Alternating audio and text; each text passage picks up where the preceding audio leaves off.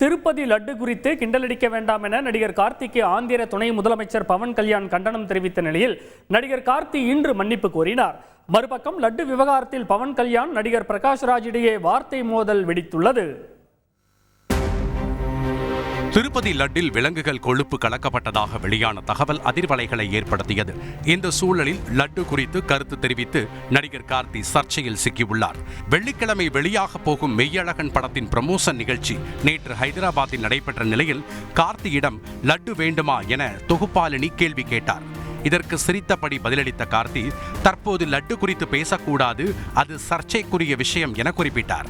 இதுகுறித்து இன்று செய்தியாளர்கள் கேள்வி எழுப்பிய போது லட்டை கிண்டல் செய்யாதீர்கள் என ஆந்திர துணை முதலமைச்சர் பவன் கல்யாண் ஆவேசமடைந்தார்.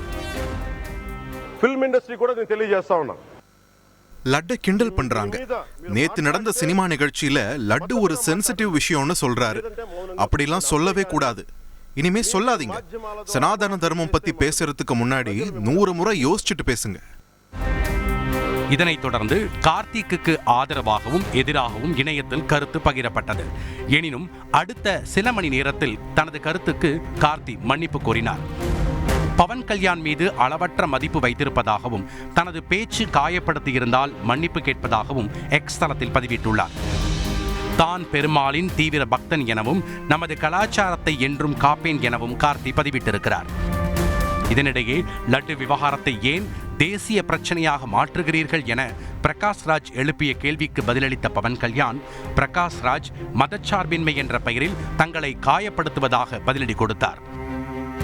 இந்த சூழலில் தான் கூறியதை பவன் கல்யாண் தவறாக புரிந்து கொண்டதாகவும் தான் வெளிநாட்டில் இருப்பதால் தாயகம் திரும்பியதும் பதிலளிப்பதாகவும் பிரகாஷ்ராஜ் குறிப்பிட்டுள்ளார்.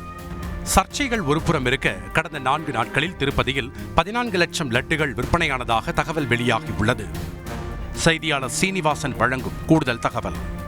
திருப்பதி தேவஸ்தானத்தில் லட்டு பிரசாதம் தயாரிக்கக்கூடிய நெய்யில் கலப்படம் இருந்ததாக கூறி ஆன்மீகம் மற்றும் அரசியல் ரீதியாக பல்வேறு விமர்சனங்கள் எழுந்து வந்த நிலையில் தற்போது ஆந்திர மாநிலத்தை சேர்ந்த பக்தை ஒருவர் வாங்கி வந்த லட்டு பிரசாதத்தில் குட்கா கவர் இருந்ததாக கூறி அதை வீடியோவாக வெளியிட்டிருக்கிறார். இந்த வீடியோவானது தற்போது சமூக வலைதளங்களில் பரவி பெரும் சர்ச்சையை ஏற்படுத்தி இருக்கிறது. ரஞ்சித்,